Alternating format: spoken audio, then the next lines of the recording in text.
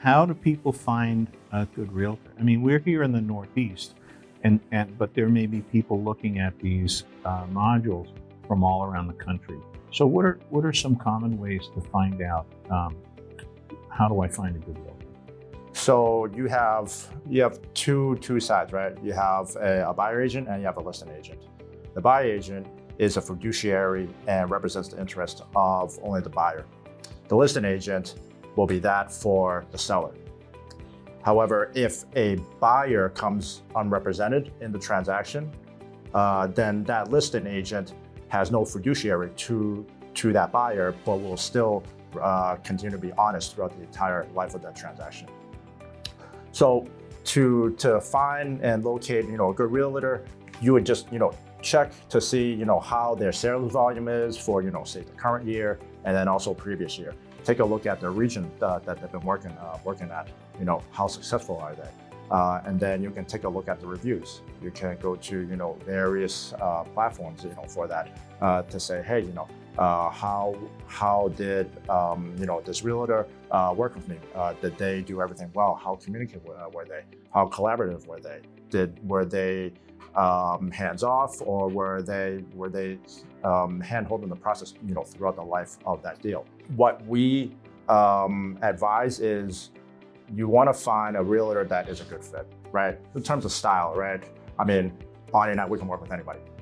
So we can, adapt to any situation, but you also want a realtor who does not say yes all the time, because that person is basically showing you places that, like, okay, maybe you don't want to see them, and then they'll still, schedule a private showing. You want to have a realtor that can give you insights to the property, and further down, hey, say Dom, you want to see a place somewhere in Brookline, and then I look it up and I say, well, it's in a flood zone. Would you like it to be, how close to the flood zone would you like it? Would you want no flood zone? So we're gonna do a lot of research to say, hey Dom, do you really want to look at that property, or will it be a waste of your time? Right? We want to avoid wasting your time while you're looking at properties, and then at the same time, you want them to share, insights of, if you do purchase a property, how can you envision yourself, living in there? Potentially, if you find a place that, hey, whether it's a condo or a single family or multifamily, we will have kind of like the vision to say, hey, maybe you could have, kind of play area over here, or if you're starting a new family, here's a nursery. Maybe even though like all the kids will claim, 90% of the territory, but you'll know, where things will lay. The scenarios that you're describing, those are scenarios when you're working in partnership as a buyer's agent. If I didn't have a buyer's agent, I went to look at an open house, and the person that is guiding me around is the seller's agent. They have an obligation to be honest. That's part of your profession. They don't necessarily have to always be looking out for my best interest. Is there anything to keep them from maybe overselling something, or showing me stuff when they know that this is not really going to work for this person? Your question originally, how do you find a realtor, right? So he jumped into buyer-seller agency. But what I want to go back and talk about is, how do you find a good realtor? Because there are a lot of them out there, but there's about 20% of realtors that actually do good work. 80% of agents might not be very good. Normally, most people we know is word of mouth. And just kind of see, how's your experience? So word of mouth is important. And you can Google and see best agents in Brookline, and my name is gonna pop up, and you're gonna read my reviews, right? So the good agents will normally have a good track record of the business they have done. Go to Rate My Agent and type in Bonnie Lai or LuxHome Team, then you're gonna find our reviews. So that's how you find it, is sometimes through social media. So back in the days, people would just ask around. Now people want to see what your social media presence is like. It's like your new website. Instead of a website, they now look you up, they Google you, and just kind of see what kind of track record they have. And then you schedule interviews with different people. Sometimes they do 3 agents, interview 3 agents just to see who is a better fit. So that usually is the best way to find who is a good fit for you. I think it is a very fair point to think about what kind of questions you should ask a realtor when you interview them, right? So Charlie did mention it earlier, saying that you should always ask them which area you're most comfortable with, what kind of buyers do you usually work with? Are you more a seller agent or buyer agent most of the time? Because we certainly know some agents who only work with sellers at this point, and they don't even work with buyers anymore. And what they might do is they just delegate you to the team member who works more with the buyers, so you might not necessarily get the person you interview, but someone in a team, which in our case, we both do like work equally together because we are husband and wife team. So we handle all our deals like perfectly together in sync. So we both work with buyers and sellers equally. But other good questions to ask is, are you a part-time agent or are you a full-time agent? Because I can tell you 70% of people who have a license, they practice part-time only. And you might not necessarily want someone who only do 2 deals in 3 years, only helping their cousin and their friend to buy one. Right. So people like ourselves, we do like 60 to 90 transactions a year. So we like full-time, full-on all the time in like all the locations in Greater Boston. So that's a good thing to know. And also, what kind of resources can you share with us? For example, we talked about helping our clients to shop around for rates, find the best products for them so that it makes the most sense for them. So not only we have a whole list of lenders, knowing where the potential grants we can get for free money for our clients, which is huge because I can tell you not a lot of agents have knowledge to know where to find grants for the buyers. And because we work with so many first-time home buyers, that is always on our mind to know that if there's money on the table, we want to make sure we help you get it. And then we have contacts for attorneys, inspectors, insurance people, surveyors, contractors, which is huge. So Charlie, he actually have a construction background as well, which is amazing. So you kind of want to see what kind of special skill set that your realtor bring, to the table to help you navigate the whole search. To further Bonnie's point, a good realtor would build a successful team around that buyer, the attorney, the lender. If you need an inspector who's qualified, who will go anywhere, and then potentially if you want to renovate your home or do some sort of light work, then we would have a contractor who come over here, take a look, and then say, hey, maybe you just want this or that. So we would build that entire team around the buyer so that from the point of when you start working with us, all the way through to when you're on record, or even afterwards, where we'll invite you to our birthday parties, stuff like that. Right? Actually, it's true. Betsy will come to our parties, but so actually, it's beyond after they purchase the home. Is because they'll still call us if they need a roofer, if they need something else. I need a plumber. Do you have a plumber? So the way we build our relationship with our clients, and hopefully more agents do that, is it goes beyond the deal. So Charlie, you now I learned you have a construction background, and so I guess 2 questions then that are kind of related. How do I find a home that's right for me, not just structurally, but meets my needs? And then the flip side is how do I avoid buying a house that's a lemon? To find a good home, right? I mean, right now you do have multiple apps, multiple websites, right? You have Redfin, you have Realtor.com, you have Zillow. All that is sourced from the multiple listing service, MLS. So as realtors, we subscribe to that. And then say, if Dom, you find a place, again, we can go back to that home in Brookline. It's near a flood zone. Would you want to be near a flood zone? Is it facing south? Is it facing east? How much sun do you want? So for us as realtors, we will take a look at the property, and then through our lens, we're going to see, okay, is the roof caving in, or is there paint chipping on the walls? Because for a lot of those apps, a lot of those websites, they have an algorithm that is looking at hard data sets.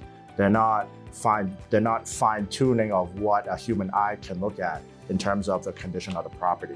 So when we look at it, and we could screen that out for you so that, again, it can avoid wasting your time. So that's what Bonnie and I, what we do. In lieu of an auto feed directly to our buyers, we could pre-screen them based on a preset list criteria. Say you want 3-bed, 2 baths, located in Brookline. Your budget is maybe up to maybe $1.5 million. And you do not want to be next to cemeteries. You do not want to be next to flood zones.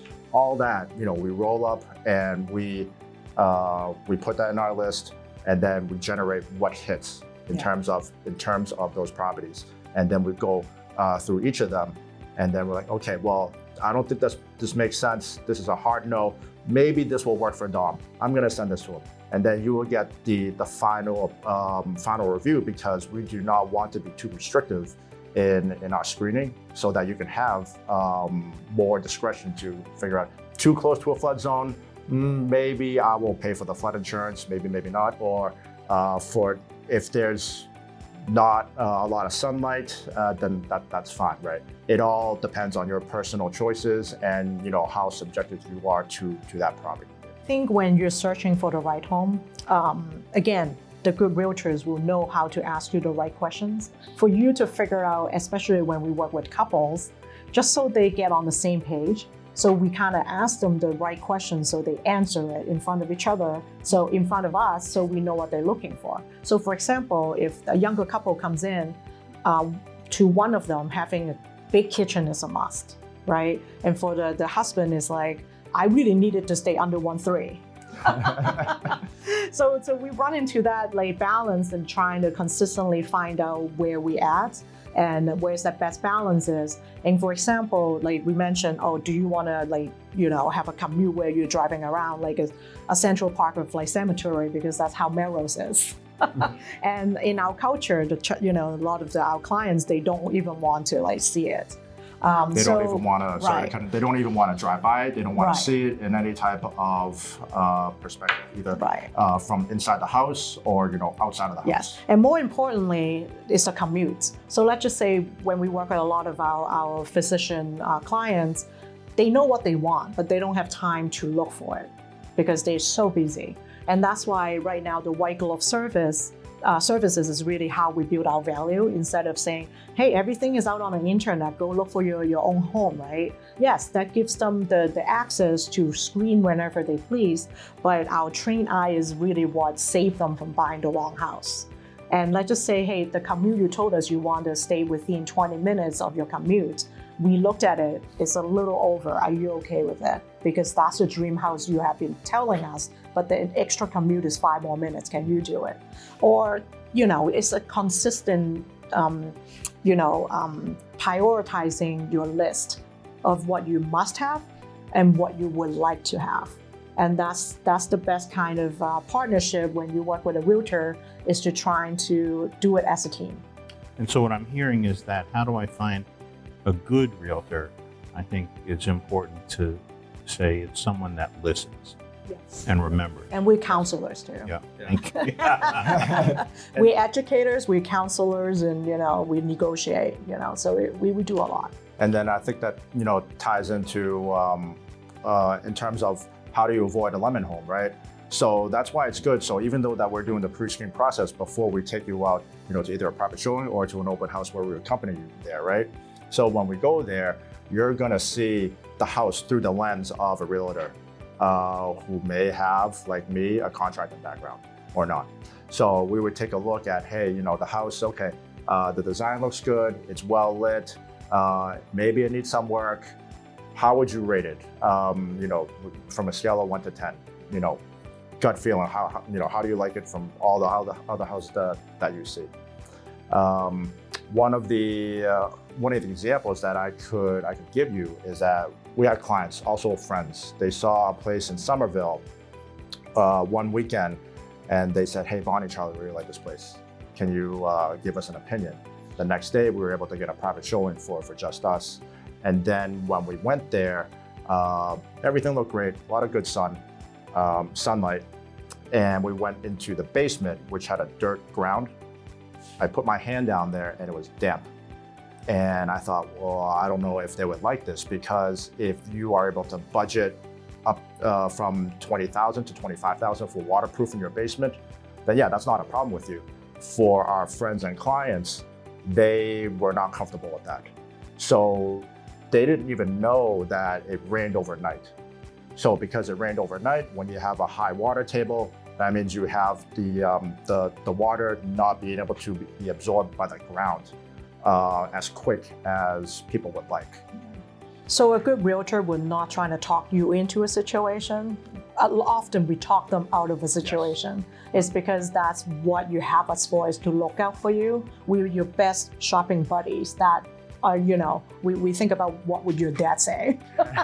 That's why, especially if you're a first-time home buyer, you really should not be doing it alone, because you don't know what you don't know, and that's the most dangerous thing. And this is the biggest purchase you're gonna do. One of the biggest, hopefully you might buy a $5 million home one day, but it's a really big purchase and you should not be doing it without protection. And again, we're talking about the role of the buyer's realtor, the buyer's agent, because you're looking out for Correct. Right. The seller agent will have to tell you the truth, and you can sue them when you've proven that they're not telling the truth, and at that point it's already too late. Yeah. And and that's why you should have your own representative. So going back to the finances, there are a lot of different lenders. There's companies, there's private companies, there's banks, there's the VA, there's credit unions. Is there a difference between those?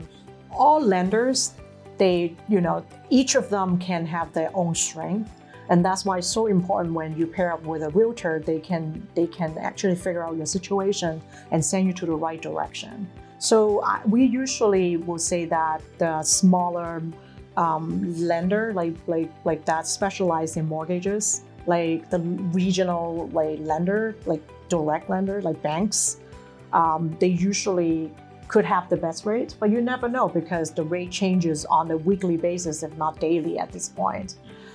So we have a good idea because we always help our clients to shop around for rates. So let's just say in this case, with your situation, credit union have a better rate and a better product for you that fits your needs. But yet you have this really big bank that have a very low interest rate, but they have very high points, right? Or you have this lender who is a mortgage company. They might be able to shop around for rates, but the rates still can't beat this credit union. So it's such a wide range of places and products that you have to compare. And that's why you need a good contact to kind of give you at least 3, if not 5. Some of our clients will compare with 10 different lenders. And it's a stressful time because once you have accepted the offer, that's when you start shopping for rates. We often tell our clients, do not shop your rates while you're just getting your pre-approval. You should wait until you have accept the offer, because that's when the real game starts. If you start too early, it's irrelevant. It's like looking at the stock market from 3 months ago when you're selling today. It does not make sense. So just hold off and do all your comparing, apple to apple, orange to orange, at the right time, at the same time period. So just know that your credit score will not get impacted if everyone pull your credit within the same 30 days. So a lot of people will say, I don't want you to pull my credit. They have to, because otherwise they really don't know what your real situation is. If they only give you the information verbally, that's a pre-qualification, not a pre-approval. So just know that, yes, your credit might take a hit for 30 points in a short amount of time, but that's why you have built your credit well all this time, is for a moment like this, so you can get the best rate possible for your mortgage. You mentioned points, which makes me want to ask about what the heck is a closing and what are closing costs? So closing is basically the last step of the home purchasing process, where you bring the rest of your down payment to the closing table and then you sign the paperwork. Now, there are various closing costs that are part of the transaction. So we're just gonna name a few. You're gonna have some that is related to title insurance. So title insurance, there's 2 kinds.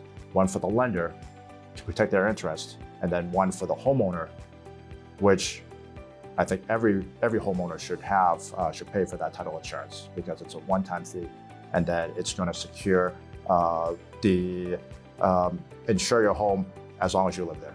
You're also going to have loan origination fees from the lender. You're going to have some appraisal fees. to have the appraisal come in, and then they're going to look at the place. An inspector, right? If you decide to perform an inspection, if you decide not to waive the inspection, so the inspector, you're going to have an inspection fee. You're going to have attorney fees too, right? They're going and taking out the municipal lien certificate. They're going to run title search. So they're going to be doing all that stuff, because when they run title search, they want to make sure that you have a clean title, that there's no cloud. Cloud on title means that something happened from one ownership to one ownership, and then there's some sort of break. And then what the attorney will do is they will take a look at what happened, and then they will go through like a rectification process to make sure that there's no cloud anymore. So some issue can be fixed, some issue cannot be fixed, and that's why title insurance is so important. That if it's an issue that you can't fix, the title insurance will reimburse you for the money. Yes. For example, like New England homes are from like 1800s. The oldest we have like shown was in Natick is 1704, right? So there are many generations of people who have owned that house before. Let's just say if someone show up and say, I have claim on this house because grandma said I can have this one and you sold it without my consent. They can come back and prove the claim, and if the claim is legit, then this is now their house, not your house. So that's why you have like title insurance to protect you. And for closing costs, the best way to get the estimate is through your lenders, because usually they're the one that can have a breakdown of an estimated cost. One other thing that we also want to mention is property tax and condo fees. If you're buying a condo, normally the fees being like calculated at whatever cycle that is happening. And if you're buying the condo after the seller has already prepaid the condo fee, then you're supposed to reimburse the seller on the days that you're taking over the home from them.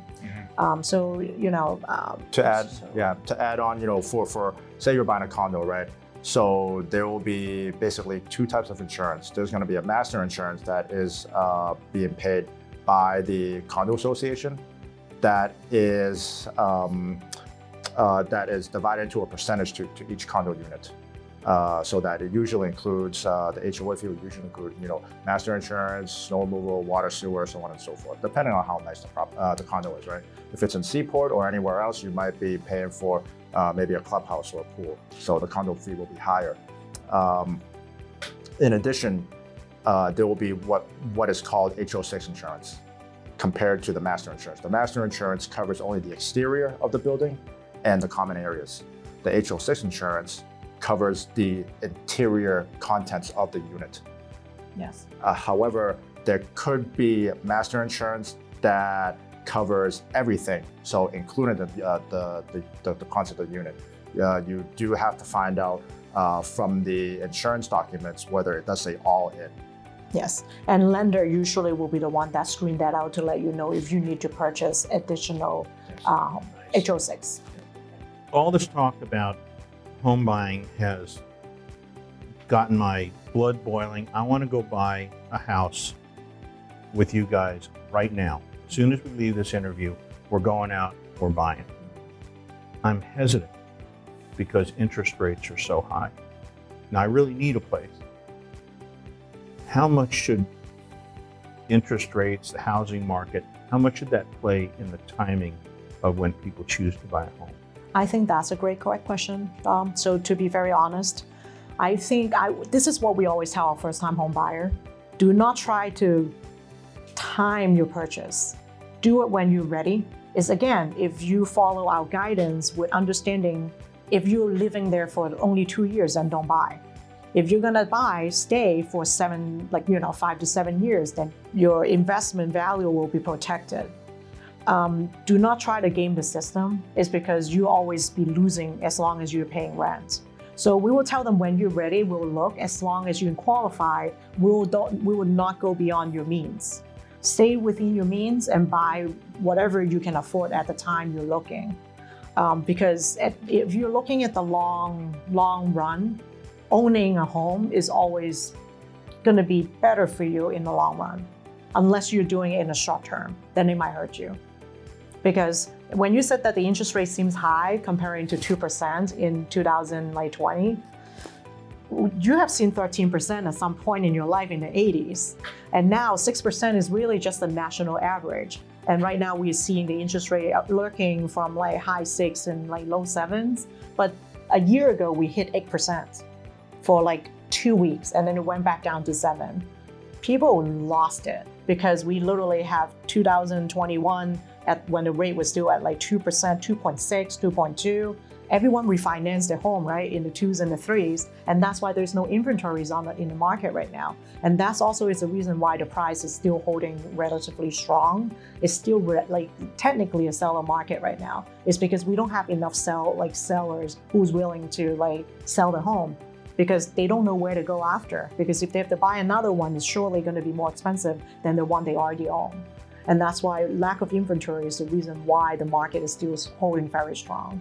Those were all things that, the primary issue is if you need a house and you could afford to buy a house or a condo, you should buy. Yeah, usually it's the 5 Ds: diamond, diaper, divorce, death, and downsizing. So those are the 5 Ds.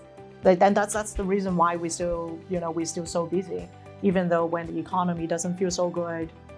The stock market is not doing great right now. We had 1 week that we sold 3 homes. It's because our clients have that needs right now, and they can't wait. Well, thank you very much. This is fun. very Yeah. informative. I think it's really going to be a popular module for people to take a look at. I hope this is very helpful for everybody. I assure you it is. Thank you. Thanks a lot. Thank you, Don. We hope that everybody, found this presentation helpful. So if you have any more questions, feel free to contact us. There's also additional information that is supplementary that you can reference at the link that we're going to provide.